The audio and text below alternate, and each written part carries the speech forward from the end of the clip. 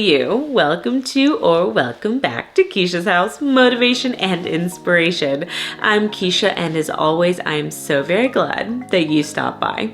So if you're following along this season, you know that the last episode I shared the book, The 5-Second Rule by Mel Robbins. And the quote last week was inspired by the book, and it goes as follows. It's not how much we grow, but how much we evolve that matters. So you might be wondering, what's the difference between growth and evolving? And I'm so happy that you asked. Growth is defined as the process of increasing in physical size, while evolving is defined as developing gradually, especially from a simple to a more complex form. I think one of the best examples to explain the difference is kids. And I'll use my oldest son as an example. In the past 12 months, not only has my son caught up to me in height, he has surpassed me. It is so strange to hug my son, the baby I held in my arms. Now when I hug him, my head lands on his chest. But it's not his height that impresses me, but how much my once upon a time Thomas the Train loving baby boy can now lead a conversation in international affairs at the age of 12. Now, although kids are great examples to explain the difference between growth and evolving, the fact is, as we grow older, it's not too late for us to continue to evolve. Who I was 1 year ago, 1 week ago is different. And that brings me back to the book, The 5-Second Rule, for another lesson from Mel.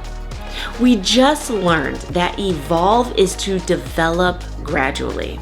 And how we choose to develop ourselves and our future will be determined by the decisions we make in our lives.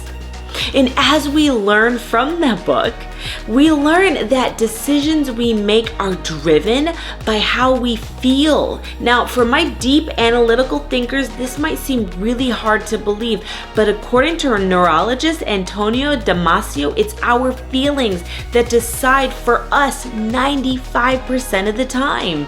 So what does this mean for us? We have to shake off those I just don't feel like it moments and push past and recognize our feelings when we are making life-altering decisions for our futures. The reality is all of the small choices and decisions that we make in our lives, they add up. So what do I mean?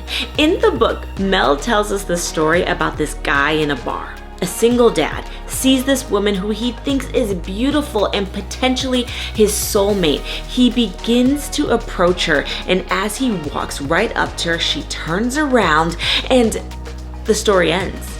We have no idea what happens next, and that's the point. If the guy gets the girl is irrelevant. What's important is that the guy took action and didn't allow all of the doubt and the worry and the fear and the what ifs to hold him back from simply taking action. This week's quote is, if you change your decisions, you will change your life. A decision is defined as a conclusion or resolution reached after consideration. A consideration is a careful thought of a period over a sense of time. The book, The 5-Second Rule, pushes us to take action in our lives so we can be more productive and get things done. From experience, I can tell you that the rule works from getting out of bed in the morning to making memories with my family. This past weekend, my husband and I took our kids on a 7-mile walk, and the very next day, I said out loud, I should probably go run on the track. My husband and I looked at each other. We counted down 5, 4, 3, 2, 1, and guess what? The entire family went to the track. We spent all of this time technology-free, spending time with our kids this past weekend, and it was arguably the most productive and active weekend in our past year. If you change your decisions, you will change your life. I truly believe it. I can already see the positive impact for my family. So that's the challenge this week. Are you willing to change your decisions so you can change your life? Remember, you deserve to upgrade yourself, your life, and your future so you can truly begin living the life that you want to live. Till next time, be safe, and I'll see you next week.